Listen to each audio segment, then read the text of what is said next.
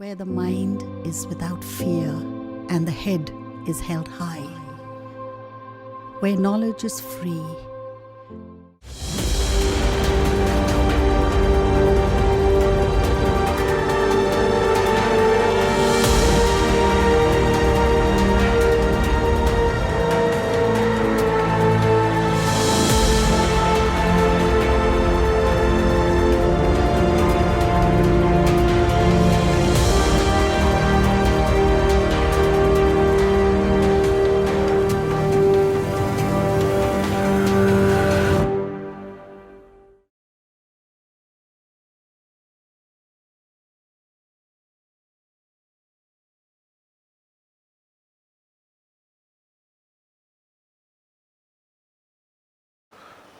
আজকে আমি পড়াবো নবম শ্রেণীর ভৌতবিজ্ঞান। একক হচ্ছে পদার্থের গঠন ও ধর্ম, উপ একক প্রবাহীর ধর্ম ও চাপ, প্লবতা এবং আর্কিমিডিসের নীতি। আমার নাম হচ্ছে শুভ্রশঙ্কর মিশ্র। আমি বাচামারি জিকে হাই স্কুলের পদার্থবিদ্যার শিক্ষক। আমি আমার ক্লাস শুরু করছি। প্রথমেই যে কথাটায় আসি সেটা হচ্ছে প্রবাহী। প্রবাহী কাকে বলে? আমরা জানি যে কঠিন পদার্থকে যেখানে রাখা হয় সেটা সেখানেই স্থির অবস্থায় থাকে, কিন্তু তরল বা গ্যাসীয় পদার্থ এক স্থান থেকে অন্য স্থানে প্রবাহিত হয়ে চলে যায়। এই জন্য তরল এবং গ্যাসীয় পদার্থকে একত্রে বলা হয়ে থাকে প্রবাহী। প্রথমেই আসি আমরা প্রবাহীর চাপ সম্পর্কে। চাপ কাকে বলে? আমরা জানি যে কোনো তলের প্রতি একক ক্ষেত্রফলের উপর লম্বভাবে প্রযুক্ত বলকে আমরা বলে থাকি হচ্ছে চাপ। তাহলে চাপ কাকে বলি? কোনো তলের একক ক্ষেত্রফলের ওপর লম্বভাবে প্রযুক্ত বলকে আমরা চাপ বলি। ধরা যাক একটা তলের ক্ষেত্রফল হচ্ছে এ, একটা তল তার ক্ষেত্রফল হচ্ছে এ, এর উপরে লম্বভাবে এফ বল প্রযুক্ত হচ্ছে। তাহলে এ ক্ষেত্রফলের ওপর প্রযুক্ত হচ্ছে এফ বল, তাহলে একক ক্ষেত্রফলের ওপর কত বল প্রযুক্ত হচ্ছে? এফ বাই এ। এটাই হচ্ছে চাপ। একে আমরা পি দ্বারা প্রকাশ করে থাকি। তাহলে প্রতি একক ক্ষেত্রফলে লম্বভাবে প্রযুক্ত বলই হচ্ছে চাপ। তাহলে চাপের একক কি হবে? সিজিএস পদ্ধতিতে যদি আমরা দেখি, তাহলে চাপের একক হচ্ছে, বলের একক কি? বলের একক হচ্ছে সিজিএস পদ্ধতিতে ডাইন। আর ক্ষেত্রফলের একক কি? সিজিএস পদ্ধতিতে ক্ষেত্রফলের একক হচ্ছে সেন্টিমিটার স্কোয়ার। তাহলে সিজিএস পদ্ধতিতে চাপের একক হবে ডাইন পার সেন্টিমিটার স্কোয়ার। এসআই পদ্ধতিতে বলের একক কি? এসআই পদ্ধতিতে বলের একক হচ্ছে নিউটন, ক্ষেত্রফলের একক কি? Metre square. তাহলে এসআই পদ্ধতিতে চাপের একক হবে নিউটন পার মিটার স্কোয়ার। এই নিউটন পার মিটার স্কোয়ারের আরেকটা নাম আছে, এটাকে আমরা বলে থাকি পাস্কাল। একে পিএ অক্ষর দ্বারা প্রকাশ করা হয়। এটার আরেকটা নাম হচ্ছে পাস্কাল এককটার। এখন দুটো এককের মধ্যে সম্পর্ক কি? যদি আমরা সম্পর্ক প্রতিষ্ঠা করতে চাই বা সম্পর্ক স্থাপন করতে চাই, তাহলে 1 newton per metre square.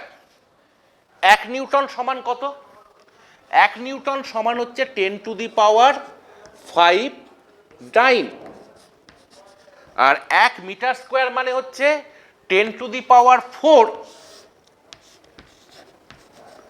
Centimetre square. তার মানে কি হলো?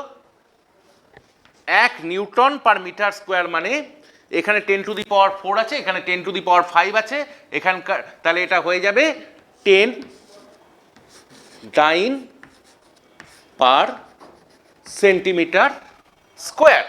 তাহলে 1 নিউটন পার মিটার স্কোয়ার মানে হচ্ছে 10 ডাইন পার সেন্টিমিটার স্কোয়ার। আমরা এতক্ষণ চাপ সম্বন্ধে জানলাম। চাপ হচ্ছে স্কেলার রাশি, এর শুধু মান আছে, এর কিন্তু কোনো দিক নাই। এরপরে যেটা আমরা আসি সেটা হচ্ছে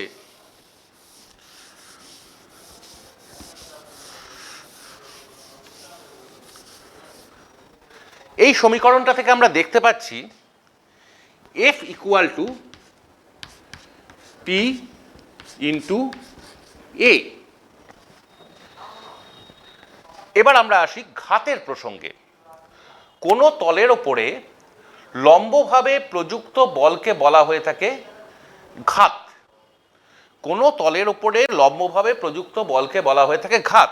এখানে এ তলের ওপরে, ক্ষেত্রফলের ওপরে টোটাল বল কত কাজ করছে? লম্বভাবে প্রযুক্ত বল F। তাহলে এখানে এ তলের ওপর ক্রিয়াশীল ঘাতের মান হলো F। ঘাতের একক এবং বলের একক হচ্ছে অভিন্ন। তাহলে ঘাতের একক কি হবে? ঘাতের একক হবে সিজিএস পদ্ধতিতে ডাইন, এসআই পদ্ধতিতে কি হবে? নিউটন। এসআই পদ্ধতিতে হবে নিউটন। এখন যদি আমরা কোনো পাত্রে একটা তরলকে রাখি, ধরা যাক একটা পাত্রে আমরা একটা তরলকে রাখলাম, তাহলে এই যে পাত্রের তলদেশের যে ক্ষেত্রফলটা রয়েছে তার উপর কি করবে? তরল তার নিজের ওজনের জন্য বল প্রয়োগ করবে। তরল তার নিজের ওজন ডাব্লুর জন্যের ওপরে একটা বল প্রয়োগ করবে। তাহলে যে বলটা লম্বভাবে সে প্রয়োগ করছে সেটাই হচ্ছে ঘাত। তার মানে কি দেখা যাচ্ছে? পাত্র মধ্যস্থিত তরলের যে ওজন সেটাই পাত্রের তলদেশে ঘাত প্রয়োগ করছে। অর্থাৎ এক্ষেত্রে F ইকুয়াল টু হচ্ছে ডাব্লু। অর্থাৎ আমরা দেখলাম ঘাত এবং বল হচ্ছে এক কথায় অভিন্ন। তাহলে ঘাতের একক এবং বলের একক অভিন্ন হবে। সেই জন্য সিজিএস পদ্ধতিতে ঘাতের একক ডাইন, বলের একক হচ্ছে নিউটন। এবার যদি আমরা ডাইমেনশন অ্যানালিসিস করি তাহলে আমরা চাপের ডাইমেনশন কি পাবো? P। বলের ডাইমেনশন কি? বলের ডাইমেনশন আমরা কিভাবে বের করি? F equal to mf। এমটা কি? এমটা হচ্ছে বস্তুর ভর। এটা নিউটনের দ্বিতীয় গতিসূত্র থেকে পাওয়া যায়। তাহলে হচ্ছে এম। ত্বরণের ডাইমেনশন কি? L T to the power -2। L T to the power -2। তাহলে চাপের ডাইমেনশন কি আসছে? এফ এর ডাইমেনশনটা বসালাম M L T to the power -2 by ক্ষেত্রফল। ক্ষেত্রফলের ডাইমেনশন কি? এল স্কোয়ার। ক্ষেত্রফলের ডাইমেনশন হচ্ছে এল স্কোয়ার। তার মানে কি হচ্ছে? M L to the power -1 T to the power -2। এটা হচ্ছে চাপের dimension. M L to the power -1 T to the power -2।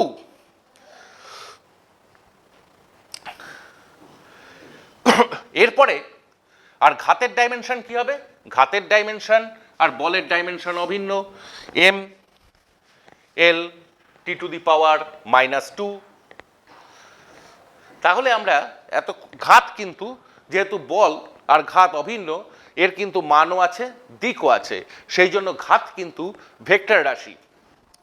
এটা কিন্তু মাথায় রাখতে হবে।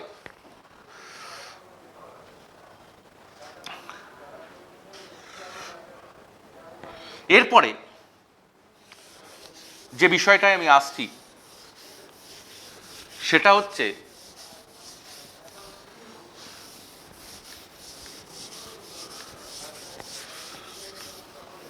তরলের কোনো বিন্দুতে, তরলের মধ্যস্থিত কোনো বিন্দুতে আমরা চাপ কিভাবে নির্ণয় করি। ধরা যাক একটা পাত্রের মধ্যে তরল রয়েছে। এই একটা পাত্র, তার মধ্যে তরল রয়েছে, তরল পদার্থ রয়েছে। তরল পদার্থের এটা হচ্ছে মুক্ত তল, তার থেকে এইচ গভীরতায় কোনো একটা বিন্দু রয়েছে হচ্ছে এ বি, কোনো একটা বিন্দু ধরলাম বি।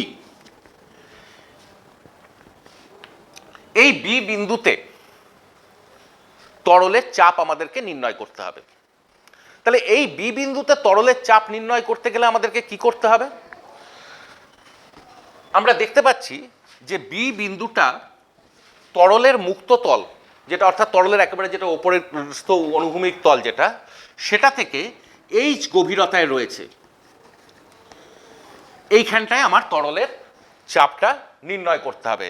তাহলে বি বিন্দুকে কেন্দ্র করে আমরা একটা ক্ষুদ্র ক্ষেত্রফল কল্পনা করি।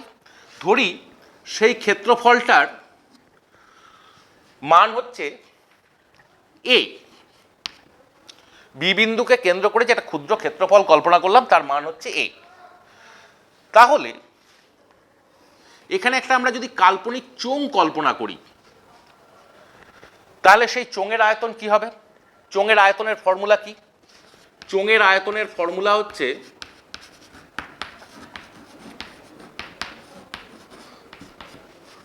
ভূমির ক্ষেত্রফল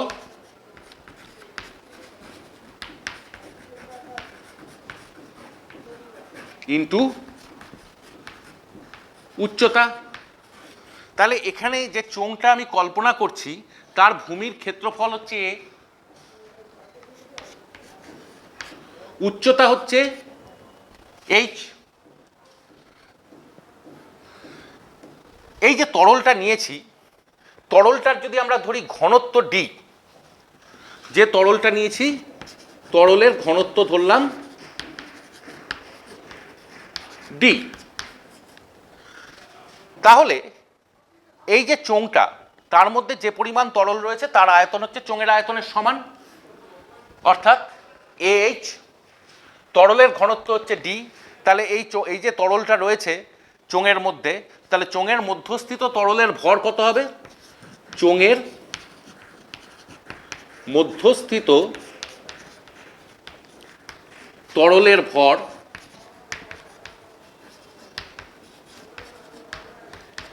এ এইচ ইন্টু ডি, অর্থাৎ চোঙের মধ্যস্থিত তরলের আয়তনকে তরলের ঘনত্ব দিয়ে আমরা গুণ করলে চোঙের মধ্যস্থিত তরলের ভর পাবো। তাহলে সেই তরলের ওজন কত? চোঙের মধ্যস্থিত তরলের ওজন কত? চোঙের মধ্যস্থিত তরলের ওজন, তাহলে কি করতে হবে? চোঙের মধ্যস্থিত তরলের ভরকে সেই স্থানের অভিকর্ষজ ত্বরণের মান দিয়ে গুণ করতে হবে, অর্থাৎ এ এইচ ডি ধরলাম সেই স্থানের অভিকর্ষজ ত্বরণের মান হচ্ছে স্মল জি, এ এইচ ডিজি। অর্থাৎ এই যে চোঙটা আমি কল্পনা করেছি, কাল্পনিক চোঙটা, তার মধ্যে যে তরলটা রয়েছে তার ওজন হচ্ছে এইচ ডিজি, অর্থাৎ এই এইচ ডিজি বলটা কাজ করছে এই এ ক্ষেত্রফলের ওপরে। তাহলে এ ক্ষেত্রফলের ওপরে ক্রিয়াশীল বল হচ্ছে এইচ ডিজি। তাহলে একক ক্ষেত্রফলের ওপর ক্রিয়াশীল বলের মান কত হবে? একক ক্ষেত্রফলের ওপর ক্রিয়াশীল বল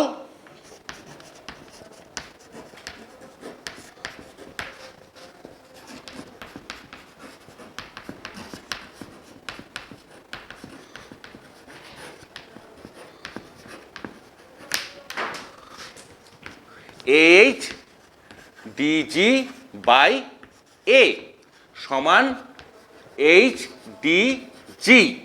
অর্থাৎ তরলের মধ্যস্থিত কোনো বিন্দুতে যদি আমরা চাপ নির্ণয় করতে চাই তার ফর্মুলা হচ্ছে তার গভীরতা,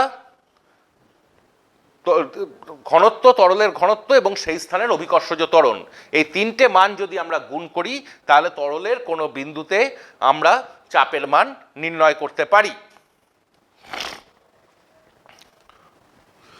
এইবার আমি আরেকটা জিনিসে আসি, এটা আগে বললে ভালো হতো, আমি এখন বলছি। ধরা যাক আমি একটা প্লাস্টিকের বোতল নিলাম,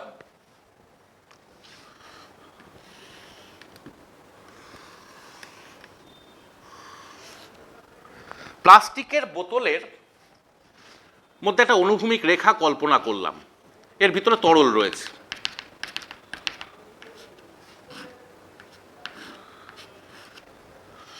সেই অনুভূমিক রেখা বরাবর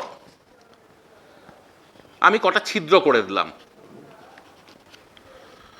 তাহলে আমরা কি দেখতে পাবো, যে সেই ছিদ্রের মধ্যে দিয়ে জল অথবা তরল বেরিয়ে আসছে এবং একই অনুভূমিক রেখায় তারা রয়েছে। দেখা যাবে জল বা তরলটা একই দূরত্ব অতিক্রম করছে। এখান থেকে এটা যত দূরে পড়ছে, এখান থেকে এটা ঠিক সেই একই দূরে পড়ছে। এর অর্থ হচ্ছে এই যে একই অনুভূমিক রেখায় সর্বত্র তরলের চাপ সমান থাকে। এটাই যদি একটু অন্যভাবে করি, ধরা যাক এরকম একটা প্লাস্টিকের বোতল,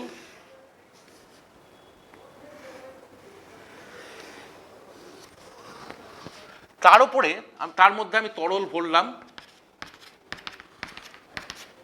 তার বিভিন্ন গভীরতায় আমি 3টে ছিদ্র করলাম।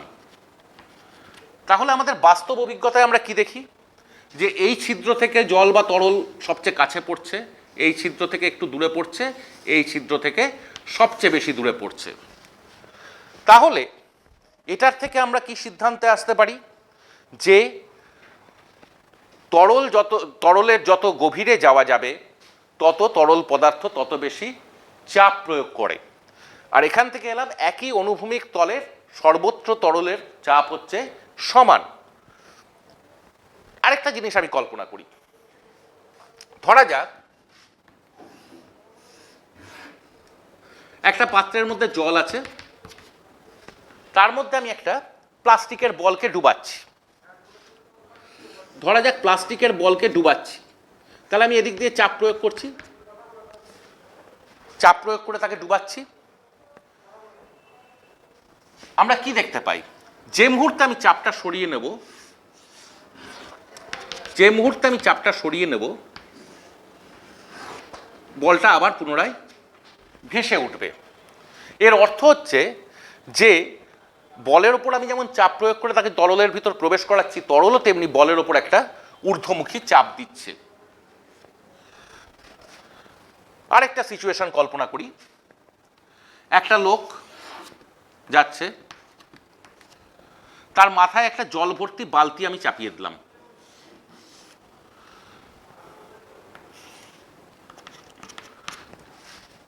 বালতিটা কি করবে, লোকটার মাথার উপরে চাপ প্রয়োগ করবে। বালতিটা লোকটার মাথার উপরে বল বা চাপ প্রয়োগ করবে। তাহলে এই 4টে যে ছবি আমি আঁকলাম, 4টে ছবি থেকে আমি দেখতে পাচ্ছি যে প্রবাহী কিন্তু সব দিকে চাপ দেয়। এখানে যেমন পার্শ্বে চাপ দিচ্ছে, এখানে তেমনি ওপর দিকে চাপ দিচ্ছে, এখানে তেমনি আবার নিম্ন দিকেও চাপ দিচ্ছে। অর্থাৎ প্রবাহীর কিন্তু সব দিকেই সমানভাবে, প্রবাহী সব দিকে সমানভাবে নয়, প্রবাহী পার্শ্বমুখী, ঊর্ধ্বমুখী, নিম্নমুখী সমস্ত রকমের চাপ বা বল প্রবাহীর কিন্তু রয়েছে।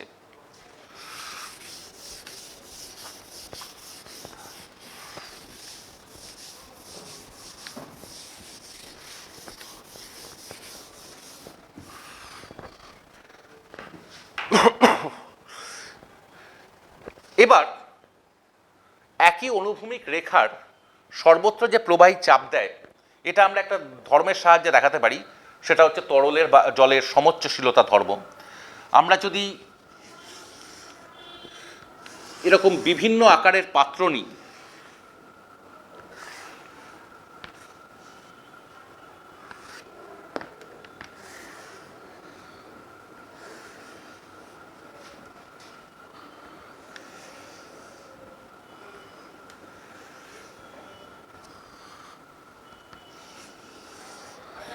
যারা কিনা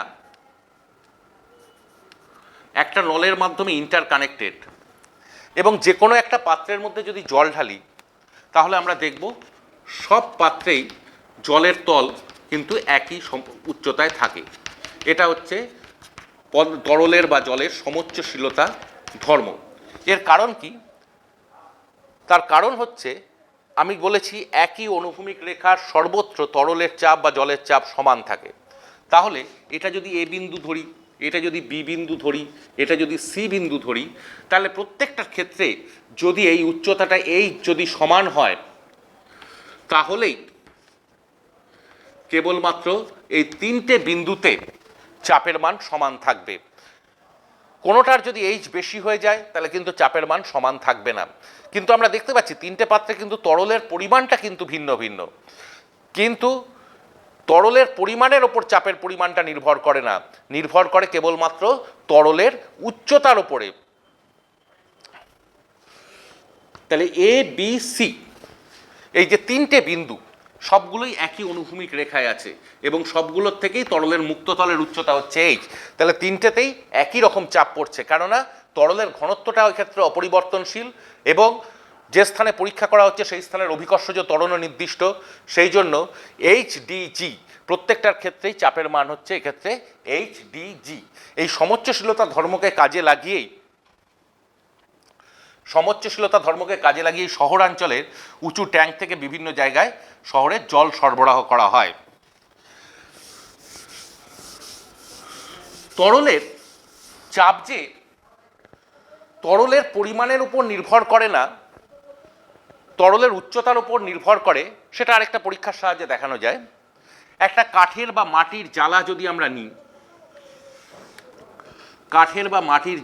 আমরা নিই, সেটাকে জলপূর্ণ করলাম, সেটাকে জলপূর্ণ যদি করা হয় তাহলে দেখা যাবে সেটা জল ধারণ করে রাখতে পারছে। এবার এর ভিতরে একটা লম্বা সরু নল ঢুকিয়ে দিলাম। লম্বা সরু নল যদি আমরা ঢুকিয়ে দিই এবং সেই লম্বা সরু নলের ভিতর যদি আমরা ক্রমাগত জল ঢালতে থাকি, তাহলে এক সময় দেখা যাবে যে জ্বালাটা ফেটে যাচ্ছে। তার কারণ কি, এখানে যত বেশি উচ্চতায় জল উঠছে তত বেশি জলের চাপ বাড়ছে। এক সময় জ্বালাটার চাপ ধারণ ক্ষমতাটার অতিক্রম যখন করে যাচ্ছে সেই মুহূর্তে কিন্তু জ্বালাটা ফেটে যাচ্ছে। এতক্ষণ আমি যেটা পড়ালাম প্রবাহীর একটা অংশ, সেটা হচ্ছে তরলের চাপ। এবার প্রবাহীর আরেকটা অংশ হচ্ছে বায়ু। বায়ুও একইভাবে তরলের মতো চাপ দেয়। বায়ুর যে চাপ আছে সেটা আমরা এবং খুব সহজেই দেখাতে পারি। কি করতে পারি, একটা টিনের ক্যান নিলাম,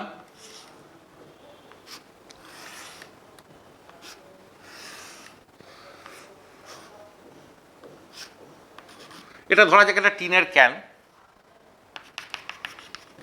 সেই টিনের ক্যানটাকে প্রথমে জলপূর্ণ করলাম, জলপূর্ণ করে কিছুটা আংশিক জলপূর্ণ করলাম, মুখটা খুলে রাখলাম। এবার সেটাকে যদি উত্তপ্ত করি তাহলে কি হবে, ভিতরের বাতাস এবং বেরিয়ে যাবে, কিছুটা জল বাষ্পীভূত হয়ে বেরিয়ে যাবে, তাহলে ভিতরে বাতাসের পরিমাণ কমে যাবে। এবার যদি আমি মুখটাকে আটকে দিই তাহলে কি দেখতে পাবো, আস্তে আস্তে যখন জলটা ঠান্ডা হচ্ছে জলীয় বাষ্পগুলো পুনরায় জলে পরিণত হচ্ছে, ভিতরে একটা আংশিক শূন্যতার সৃষ্টি হচ্ছে। এই যে আংশিক শূন্যতার সৃষ্টি হচ্ছে তার ফলে কি হচ্ছে, বাইরের বায়ুর চাপের ফলে এক সময় টিনটা এরকম তুবড়ে যাবে। বাইরের বায়ুর চাপের ফলে টিনটা এরকমভাবে তুবড়ে যাবে, অর্থাৎ বায়ু যে চাপ দেয় সেটা আমরা এই পরীক্ষার সাহায্যে কিন্তু দেখাতে পারি। এরকম আরেকটা পরীক্ষা আছে, সেটা হচ্ছে ম্যাগডেবুর্গের অর্ধগোলক পরীক্ষা। সেখানে কি করেছিলেন, ম্যাগডেবুর্গ দুটো অর্ধগোলককে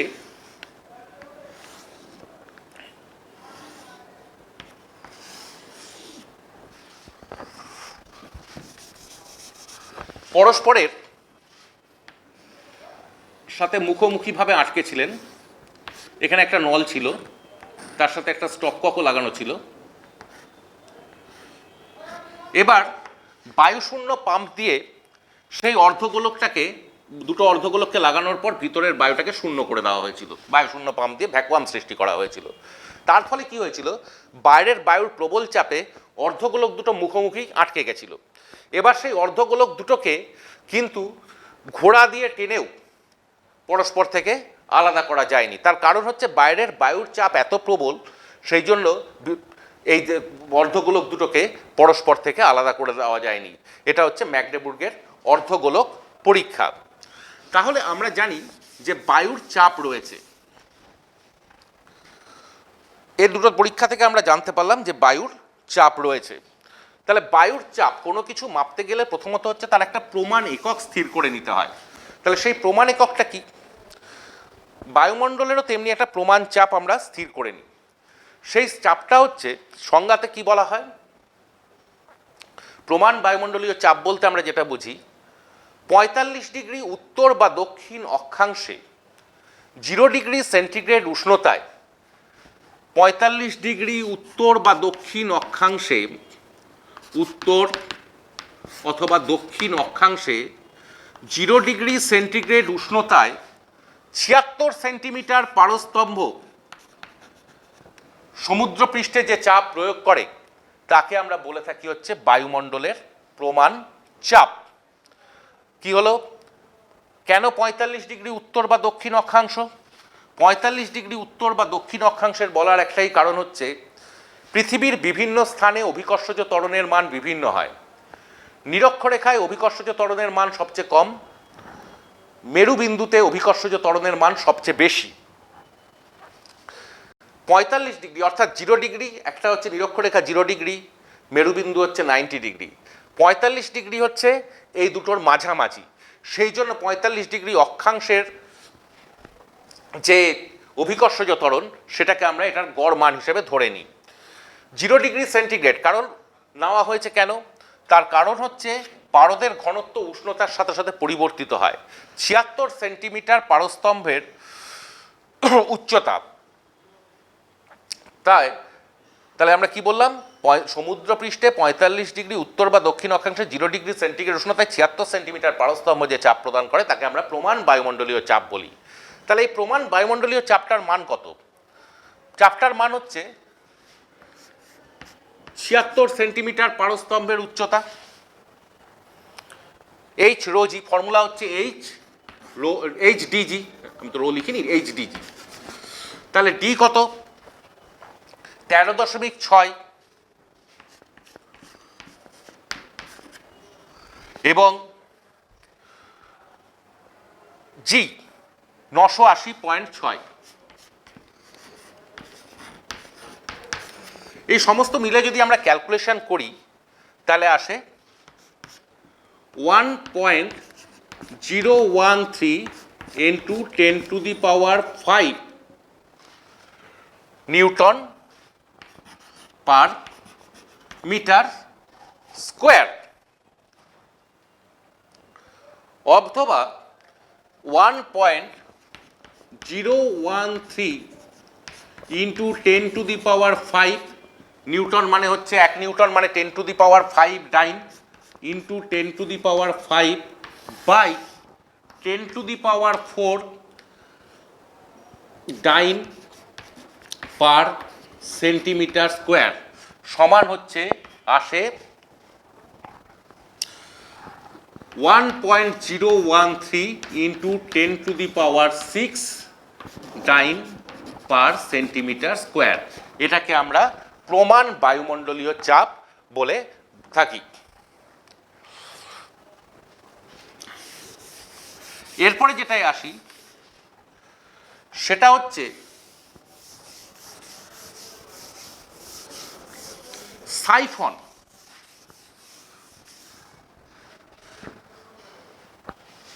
আচ্ছা, সাইফনের আগে আমি যেটাই চলে আসি সেটা হচ্ছে ব্যারোমিটার। ব্যারোমিটার হচ্ছে এমন একটা যন্ত্র যার সাহায্যে আমরা বায়ুমণ্ডলের চাপ মেপে থাকি। তো ব্যারোমিটার যন্ত্রটা কীরকম দেখতে হয়? এইটা হচ্ছে একটা ব্যারোমিটার। ব্যারোমিটারের মূল অংশ যেটা সেটা হচ্ছে একটা 1 মিটার লম্বা কাঁচনল থাকে। 1 মিটার লম্বা এই কাঁচনলের ভিতরে পারদপূর্ণ অবস্থায় আরেকটা পারদপূর্ণ পাত্রের ওপর তাকে উপুড় করে রাখা হয়। তাহলে এখন বায়ুর চাপে এই পারস্তম্ভটাকে সে ধরে রাখে। এখানটা একটু কাটা থাকে, বাইরের আবরণটা পিতলের আবরণ থাকে, ভিতরেরটা কাঁচ টিউব। এখানটায় হচ্ছে পারদপূর্ণ পাত্র, এর ওপর নিচে শ্যাময় চামড়ার আবরণ থাকে যার মধ্যে দিয়ে বায়ু প্রবেশ করতে পারে সূক্ষ্ম ছিদ্রের মধ্যে দিয়ে, কিন্তু পারদ বেরিয়ে আসতে পারে না। এটা হচ্ছে একটা আইভরি পিন। এখানে হচ্ছে নিচে একটা স্ক্রু থাকে। ব্যারোমিটার দিয়ে কিছু যখন বায়ুর চাপ আমরা মাপি তখন কি করি, নিচের স্ক্রুটাকে ঘুরিয়ে এই আইভরি পিনটাকে পারদপূর্ণ পাত্রের পারদের মুক্ততলে এটাকে স্পর্শ করানো হয়। এই স্ক্রুটার সাহায্যে যখন এটা পারদের মুক্ততলে স্পর্শ করা হয় তখন হচ্ছে মূল স্কেলটা, এখানে একটা মূল স্কেল আছে আর একটা ভার্নিয়ার স্কেল আছে। মূল স্কেলটা তখন মূল স্কেলের 0 দাগ পারদের মুক্ততলকে স্পর্শ করে এবং এটার সাহায্যে ভার্নিয়ার স্কেলকে ওঠানো নামানো যায় এই স্ক্রুটার সাহায্যে, এবং এখানটা থেকে আমরা বায়ুর পাঠ দেখতে পারি। এই যে বায়ুর পাঠটা আমরা দেখি, এর থেকে আমরা কত কিছু সিদ্ধান্তে আসতে পারি। কি কি সিদ্ধান্তে আসতে পারি? যদি দেখি ব্যারোমিটারে বায়ুর চাপ আস্তে আস্তে কমছে, তার কারণ হচ্ছে, তাহলে আমরা বলতে পারি যে বাতাসে জলীয় বাষ্পের পরিমাণ ধীরে ধীরে বাড়ছে। জলীয় বাষ্প যেহেতু বিশুদ্ধ বায়ুর থেকে হালকা, সেই জন্য এক্ষেত্রে বায়ুর চাপ কমছে, অর্থাৎ বৃষ্টি টিষ্টি হওয়ার সম্ভাবনা আছে। যদি কোনো কারণে ব্যারোমিটারের পারস্তম্ভ খুব দ্রুত হারে নামতে থাকে, তাহলে বুঝতে হবে সেই স্থানে নিম্নচাপের সৃষ্টি হয়েছে, তার ফলে প্রচণ্ড দুর্যোগপূর্ণ আবহাওয়া, ঝড় ঝঞ্ঝা এসবের সৃষ্টি হতে পারে। যদি দেখা যায় যে ব্যারোমিটারের পারস্তম্ভ আস্তে আস্তে ওপর দিকে উঠছে, তাহলে বুঝতে হবে যে সেই অঞ্চলে ঊর্ধ্বচাপের সৃষ্টি হয়েছে, অর্থাৎ বাতাসে জলীয় বাষ্পের পরিমাণ কমছে। সাধারণত শীতকালে এটা হয়ে থাকে। তাহলে আবহাওয়া পরিষ্কার থাকবে। তাহলে ব্যারোমিটার থেকে এইভাবে আমরা আবহাওয়ার পূর্বাভাস করতে পারি। ব্যারোমিটারের, এটা তো উন্নত মানের একটা ব্যারোমিটার, 14 ব্যারোমিটার, এটা ল্যাবরেটরিতে ব্যবহার করা হয়। ব্যারোমিটারের ধারণাটা দিয়েছিলেন প্রথম টরিসেলি। টরিসেলি কি দেখিয়েছিলেন? টরিসেলি দেখিয়েছিলেন উনি একটা 1 মিটার লম্বা কাঁচের নল নিয়ে পারদপূর্ণ করে সেটাকে একটা পারদপূর্ণ পাত্রের মধ্যে সেটাকে উল্টে রেখেছিলেন।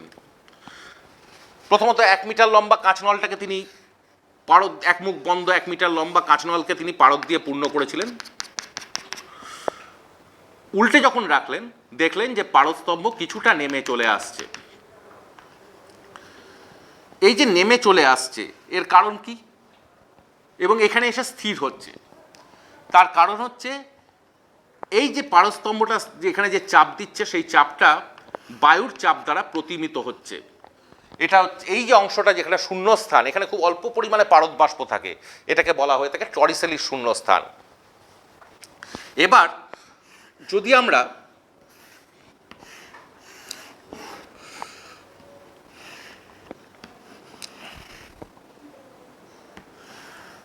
এই নলটাকে একটু কাত করে দিই, তাহলে দেখব যে এই শূন্যস্থানের পরিমাণটা কিন্তু কমছে। কিন্তু প্রতি ক্ষেত্রেই, দুটো ক্ষেত্রেই পারদের মুক্ত তল থেকে এই তলটার উচ্চতা, নলের ভিতর যে পারদের মুক্ত তল, নলের ভিতর যে পারদের যে তলটা রয়েছে, সেটার উচ্চতা কিন্তু সর্বদা এক থাকছে, অর্থাৎ চাপের মানটার কিন্তু অপরিবর্তিত থাকছে। যেহেতু কাত করে দিচ্ছি, সেহেতু কিছুটা পরিমাণ পারদ এর ভিতরে ঢুকে গিয়ে টরিসেলির শূন্যস্থানের পরিমাণটা কমিয়ে দিচ্ছে। এই ধারণা থেকেই কিন্তু ব্যারোমিটারের, টরিসেলির এই পরীক্ষা থেকেই কিন্তু ব্যারোমিটারের সৃষ্টি। এরপরে যেটা আমি আসি, সেটা হচ্ছে সাইফন। সাইফন একটা সরল যন্ত্র। এর সাহায্যে কোনো একটা পাত্র থেকে আরেক পাত্রে তরল স্থানান্তরিত করা হয়। যে পাত্র থেকে তরল স্থানান্তরিত করতে হবে সেটাকে অপেক্ষাকৃত উচ্চ স্থানে রাখা হয়, যে পাত্রে তরলটাকে নিয়ে যাওয়া হবে সেটাকে অপেক্ষাকৃত নিচু স্থানে রাখা হয়। ধরা যাক এই এ পাত্র থেকে বি পাত্রে আমি তরল স্থানান্তরিত করতে চাই। তার জন্য আমাকে একটা, তাহলে কিসের সাহায্য নিতে হবে? সাইফন নামক সরল যন্ত্রের সাহায্য নিতে হবে। সাইফন একটা ইউ আকৃতির নল, যার একটা বাহু বড়, একটা বাহু ছোট।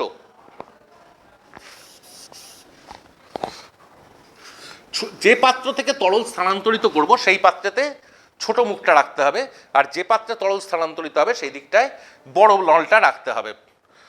ছোট নলটা রাখবে এদিকে যে পাত্র থেকে তরল স্থানান্তরিত করবো, আর যে পাত্রে তরল গিয়ে পড়বে সেটার দিকে বড় নলটা রাখতে হবে। এবার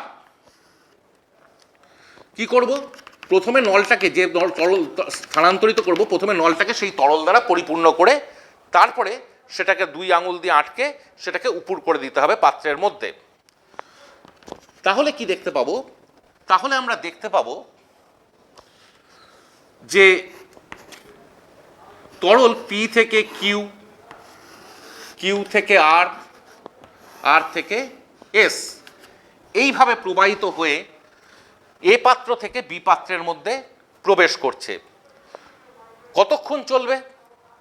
যতক্ষণ না এই দুটো পাত্রের তরলের তল সমান উচ্চতায় না আসছে, অথবা একটা পাত্রের তরল সম্পূর্ণ নিঃশেষিত না হচ্ছে, অথবা সাইফনের ছোট নলটা এই পাত্রের তরলের তল থেকে বেরিয়ে যাচ্ছে, অথবা স্থানটা যতক্ষণ না আমরা বায়ুশূন্য করছি। তাহলে কিভাবে যাচ্ছে? যেহেতু এই দুটো তলের মধ্যে গ্যাপটা খুব কম, সেই জন্য বায়ুমণ্ডলের চাপের লক্ষণীয় কোনো পরিবর্তন হয় না। অর্থাৎ এখানেও যদি আমি বায়ুমণ্ডল যদি পিএ পরিমাণ চাপ দেয় এই তরলের মুক্ত তলের ওপর, এই তরলের মুক্ত তলের ওপরেও সে কিন্তু পিএ পরিমাণ চাপই দেবে। এইবার ধরলাম তরলের মুক্ত তল থেকে এই ছোট নলটার এই বিন্দুর উচ্চতা হচ্ছে H1, আর এই তরলের মুক্ত তল থেকে এই বিন্দুটার উচ্চতা হচ্ছে, আর বিন্দুটার উচ্চতা হচ্ছে H2। ছবি থেকে আমরা পরিষ্কার বুঝতে পারছি যে H1টা সবসময় H2 থেকে ছোট, H1 লেস দ্যান H2। যে তরলটাকে স্থানান্তরিত করছি তার ঘনত্ব যদি আমরা ধরি D, তাহলে কিউ বিন্দুতে তরলের চাপ কত? কিউ বিন্দুতে তরলের চাপ হচ্ছে পি কিউ, ধরলাম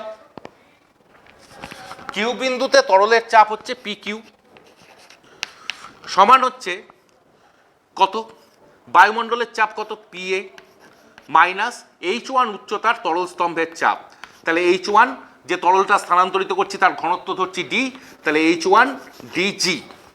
একইভাবে আর বিন্দুতে তরলের চাপ কত? পিআর সমান পিএ মাইনাস H2 ডিজি। তাহলে এখান থেকে আমরা পাচ্ছি P A equal to P Q plus H1 D G. এখান থেকে পাচ্ছি P A equal to PR plus H2 D G. দু জায়গার বায়ুমণ্ডলীয় চাপকে যদি আমরা সমান করে দিই তাহলে আমরা কি পাচ্ছি? P Q plus H1 D G equal to PR plus H2 D G. তাহলে P Q minus PR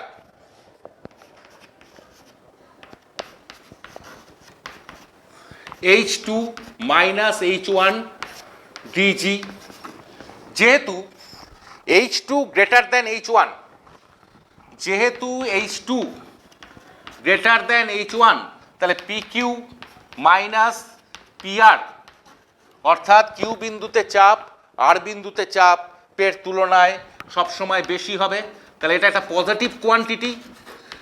positive quantity যদি হয়ে থাকে তাহলে আমরা বলতে পারি P Q greater than P R, অর্থাৎ কিউ বিন্দুতে তরলের চাপ আর বিন্দুতে তরলের চাপের তুলনায় বেশি, সেই জন্য কিউ বিন্দু থেকে আর বিন্দুর দিকে তরল প্রবাহিত হবে এবং সেই শূন্যস্থান পূরণ করতে পি বিন্দু থেকে কিউ বিন্দুর দিকে তরল ছুটে যাবে। এই হচ্ছে সাইফনের কার্যনীতি। এখন সাইফন কখন কখন কাজ করে না? যদি স্থানটা বায়ুশূন্য করা হয় তাহলে সাইফন কাজ করবে না। যদি এই ছোট নলের কোথাও ছিদ্র থাকে তাহলে সেখান দিয়ে বায়ুচাপ ঢুকে এখানকার তরলের চাপটাকে প্রতিমিত করে দেবে, তাহলে সেক্ষেত্রে সাইফন কাজ করবে না। বড় নলের ছিদ্র থাকলে সাইফন কাজ করতে পারে যদি বড় নলের ছিদ্রটা এই তরলটার মুক্ত তলের নিচে থাকে, কিন্তু সেক্ষেত্রে সাইফন তুলনামূলকভাবে ধীর গতিতে কাজ করবে। এই হচ্ছে সাইফনের আমার মূল কার্যনীতি।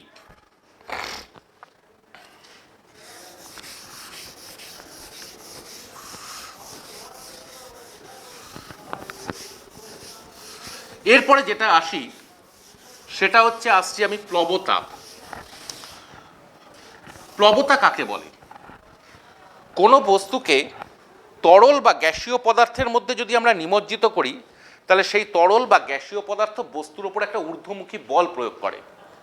সেই ঊর্ধ্বমুখী বলকেই আমরা বলে থাকি হচ্ছে প্লবতা। আমি একটু আগে দেখিয়েছিলাম যে একটা জলপূর্ণ পাত্রের মধ্যে একটা প্লাস্টিক বলকে আমি যখন প্রবেশ করাতে যাই, চেপে ঢুকাতে হয়, তাহলে এদিক দিয়ে বল প্রয়োগ করতে হয়। আমরা অনুভব করি যে জলও তার বিপরীত দিকে একটা বল প্রয়োগ করছে। যদি আমরা এই বলটাকে সরিয়ে নিই তাহলে বলটা আবার পুনরায় ভেসে ওঠে। তার কারণটা কি? এর নিচ থেকে জল একে বা তরল একে একটা ঊর্ধ্বমুখী ঘাত প্রয়োগ করছে। তাহলে এই যে ঊর্ধ্বমুখী বল প্রয়োগ করছে সেটার মান আমরা কিভাবে নির্ণয় করতে পারি? ধরা যাক একটা জলপূর্ণ পাত্রের মধ্যে আমি একটা ঘনকাকার বস্তুকে নিমজ্জিত করে দিলাম। এটা একটা জলপূর্ণ পাত্র, তার মধ্যে আমি একটা ঘনকাকৃতি বস্তুকে নিমজ্জিত করে দিলাম।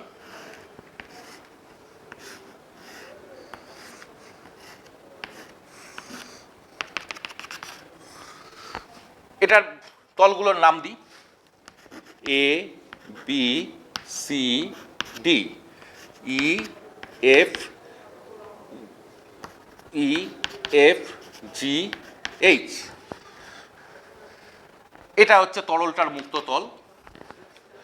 দেখা যাচ্ছে ঘনকের যে 6টা তল রয়েছে তার মধ্যে 4টে পার্শ্বতল রয়েছে। এক্ষেত্রে এটা একটা পার্শ্বতল, এটা একটা পার্শ্বতল, এটা একটা, আর পিছন দিকে আরেকটা পার্শ্বতল।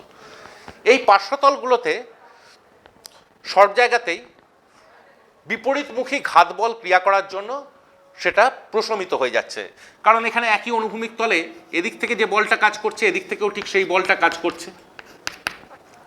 একইভাবে এদিক থেকে যদি এফ বল কাজ করে ঠিক তার বিপরীতে ঠিক একই অনুভূমিক তলে একই বল কাজ করছে এফ, তাহলে সেটাকে সে প্রতিমিত করে দিচ্ছে।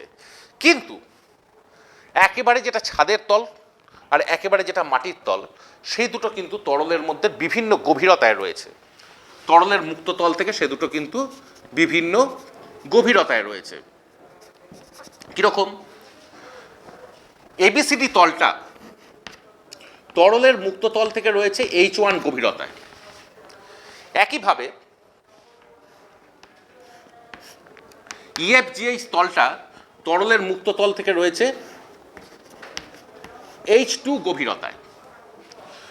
ধরলাম ঘনকের প্রতিটা তলের ক্ষেত্রফল হচ্ছে এ। ঘনকের প্রতিটা তলের ক্ষেত্রফল যদি আমার এ হয়, এ ছোট হাতের এ ধরি, ওখানে একটা এ লিখেছি। ঘনকের প্রতিতলের ক্ষেত্রফল যদি আমি ধরি স্মল এ, তাহলে এবিসিডি তলে কত বল কাজ করছে? এবিসিডি তলে ক্রিয়াশীল বল এটা নিচের দিকে কাজ করছে। ক্রিয়াশীল নিম্নমুখী বল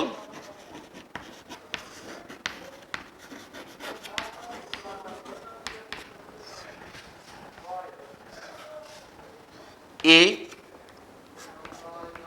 H1, তরলটা যে নিয়েছি তার ঘনত্ব যদি ধরি small d into d into জি।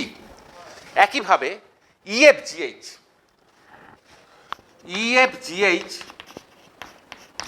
তলে ক্রিয়াশীল, এখানে যে বলটা কাজ করছে সেটা আবার ঊর্ধ্বমুখে কাজ করছে।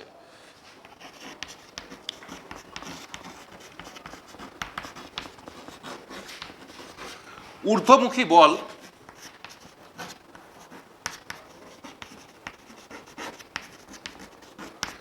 এই তলটার যদি ক্ষেত্রফল এ হয়, তার বিপরীত তলেরও ক্ষেত্রফল এ হবে।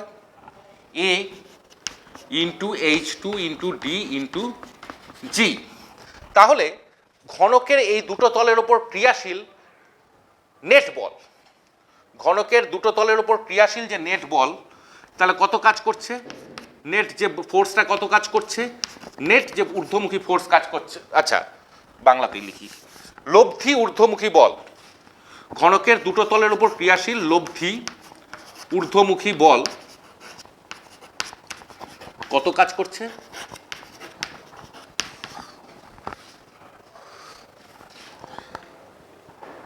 এ H2DG মাইনাস এ H1DG। তার মানে A H2 minus H1 d into g. H2 minus H1 এটা কি? তলদেশের ক্ষেত্রফল। এইচটা কি? H2 মাইনাস H1 হচ্ছে এই দুটো তলের মধ্যে উচ্চতার ডিফারেন্স। তার মানে কি হলো? এটা হয়ে গেল এই ঘনকটার আয়তন ভিডিজি। এই ভিডিজিটাই হচ্ছে ঘনকটার ওপর ক্রিয়াশীল প্লবতার মান। তাহলে প্লবতা বলতে আমরা কি বুঝি? প্লবতার সাংখ্যিক মান কত হবে? প্লবতার সাংখ্যিক মান হচ্ছে বস্তুর নিমজ্জিত অংশের আয়তন, এখানে সেটা ভি, তরলের ঘনত্বর এবং সেই স্থানের অভিকর্ষজ ত্বরণের গুণফলের সমান হচ্ছে প্লবতা। তাহলে প্লবতা দেখা যাচ্ছে বস্তুর আকৃতির ওপরে নির্ভর করে না, বস্তুর নিমজ্জিত অংশের আয়তন, সেই স্থানের তরলের ঘনত্ব এবং অভিকর্ষজ ত্বরণের ওপরেই এটা নির্ভর করে। এই বলটা সবসময় ঊর্ধ্বমুখে ক্রিয়া করে। এরপরেই চলে আসছি আমরা, সেটা হচ্ছে আর্কিমিডিসের নীতি। আর্কিমিডিস কি বলেছিলেন? কোনো বস্তুকে তরল বা গ্যাসীয় পদার্থে নিমজ্জিত করলে, আংশিক বা সম্পূর্ণভাবে নিমজ্জিত করলে বস্তুর ওজনের আপাত হ্রাস ঘটে। বস্তুর ওজনের এই আপাত হ্রাস বস্তু কর্তৃক অপসারিত তরল বা গ্যাসের আয়তনের সমান। কি বললেন? কোনো বস্তুকে স্থির তরল বা গ্যাসীয় পদার্থে নিমজ্জিত করলে বস্তুর ওজনের আপাত হ্রাস ঘটে। বস্তুর ওজনের এই আপাত হ্রাস বস্তু কর্তৃক অপসারিত তরল বা গ্যাসীয় পদার্থের আয়তনের বস্তু কর্তৃক অপসারিত তরল বা গ্যাসীয় পদার্থের ওজনের সমান হয়ে থাকে। এটাই হচ্ছে আর্কিমিডিসের নীতি। ধরা যাক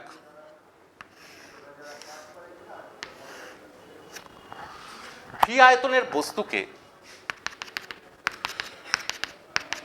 ডি ঘনত্বের তরলে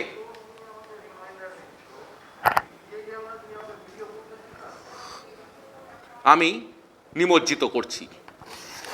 ভি আয়তনের একটা বস্তুকে ডি ঘনত্বের তরলে আমি নিমজ্জিত করছি। তাহলে বস্তুটা কি করবে? নিজের সমান আয়তনের তরলকে অপসারিত করবে। তাহলে যে আয়তনের তরলকে অপসারিত করছে তার ওজন কত হবে? অপসারিত তরলের ওজন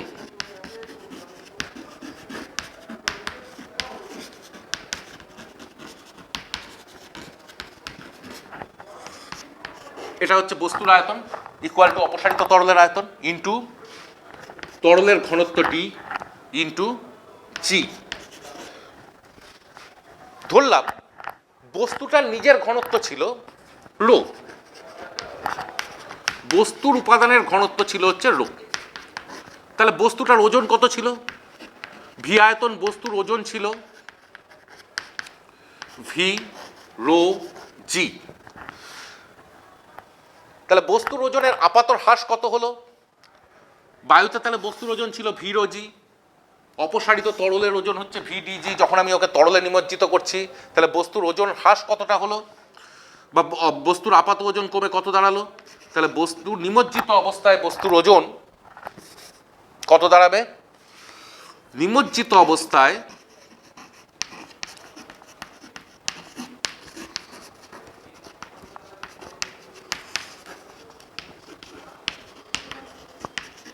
বস্তুর ওজন হবে ভি রো জি মাইনাস ভিডিজি। আমি ধরে নিচ্ছি বস্তুটা কঠিন, তাহলে কঠিন পদার্থের ঘনত্ব সবসময় তরল পদার্থের ঘনত্বের থেকে বেশি হয়। তাহলে আমরা কি দেখতে পাচ্ছি? V rho minus d into g. এটা একটা পজিটিভ কোয়ান্টিটি, অর্থাৎ কোনো বস্তুকে যদি আমরা তরলে বা গ্যাসীয় পদার্থে নিমজ্জিত করি তাহলে তার ওজন হ্রাস পাবে। তরলটার ঘনত্ব যত বেশি হবে তত বেশি পরিমাণে ওজন হ্রাস পাবে। যেমন একটা বস্তুকে যদি আমি এমনি সাধারণ জলের মধ্যে ডুবাই তার ওজন যতটা হ্রাস পাবে, তাকে যদি আমরা একেবারে সম্পৃক্ত লবণ জলের মধ্যে ডুবাই তার ওজন কিন্তু তার চেয়ে বেশি হ্রাস পাবে। তাহলে এখান থেকে আমরা যেটা আসতে পারি সেটা হচ্ছে বস্তুর ভাষণের শর্ত। বস্তুর যে ভাষণের শর্ত সেগুলো আমরা কি কি দেখতে পারি? যদি বস্তুর ওজন অপসারিত তরলের ওজনের সমান হয় ধরলাম বস্তুর ওজন হচ্ছে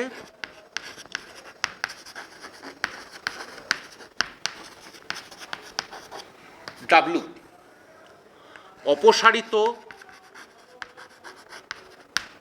তরলের ওজন ডাব্লু ড্যাশ। যদি W equal to W dash হয় তাহলে বস্তুটা তরলের মধ্যে যেখানে আমি নিয়ে যাব সেখানেই নিমজ্জিত অবস্থায় ভাসবে। তরলের ভিতরে যদি ডুবিয়ে দিই তাহলে ডুবন্ত অবস্থায় ভাসবে, যেখানে রাখবো সেখানেই সেটা ভাসবে। এবার যদি W greater than W dash হয়, অর্থাৎ বস্তুর ওজন যদি অপসারিত তরলের ওজনের থেকে বেশি হয়, তাহলে বস্তু কিন্তু সম্পূর্ণভাবে নিমজ্জিত হয়ে যাবে, অর্থাৎ বস্তু কিন্তু একেবারে তলদেশে তলিয়ে পড়বে। যদি বস্তুর ওজন অপসারিত তরলের ওজনের তুলনায় কম হয়, তাহলে বস্তু কিন্তু এরকম আংশিক নিমজ্জিত অবস্থায় ভাসবে। তাহলে আমরা তিনটে কন্ডিশন পেলাম। যদি বস্তুর ওজন অপসারিত তরলের ওজনের সমান হয় তাহলে সম্পূর্ণ নিমজ্জিত অবস্থায় ভাসবে। যদি বস্তুর ওজন অপসারিত তরলের ওজনের তুলনায় বেশি হয় তাহলে কিন্তু বস্তু ডুবে যাবে। বস্তুর ওজন যদি অপসারিত তরলের ওজনের তুলনায় কম হয় তাহলে কিন্তু বস্তু আংশিক নিমজ্জিত অবস্থায় ভাসবে। তাহলে তিনটে কন্ডিশন থেকে আমরা কি দেখতে পাচ্ছি? এই প্রথম কন্ডিশনে বস্তুর ওজন আমি ধরলাম, বস্তুর আয়তন হচ্ছে ক্যাপিটাল ভি, ঘনত্ব হচ্ছে রো জি। অপসারিত তরলের ক্ষেত্রে কি দেখা যাচ্ছে? তাহলে অপসারিত তরলের কত? ভি আয়তন তরলই অপসারিত করবে। অপসারিত তরলের ঘনত্ব কত? ডি, এবং স্থানীয় অভিকর্ষজ ত্বরণ জি। তাহলে এক্ষেত্রে রো ইকুয়াল টু হচ্ছে ডি। এক্ষেত্রে কি হচ্ছে? V rho G equal to greater than V D G, অর্থাৎ রো যদি গ্রেটার দেন ডি হয়, অর্থাৎ বস্তুর ঘনত্ব যদি তরলের ঘনত্বের থেকে বেশি হয় তাহলে বস্তু কিন্তু সম্পূর্ণ নিমজ্জিত হয়ে যাবে। আর এক্ষেত্রে আমরা কি পাচ্ছি? V rho g less than V D G, অর্থাৎ রো লেস দেন ডি। এক্ষেত্রে বস্তু আংশিক নিমজ্জিত অবস্থায় ভাসবে। তাহলে এই তিনটে হচ্ছে ভাসনের শর্ত। এখানেই আজকের মতো আমার ক্লাস আমি শেষ করছি।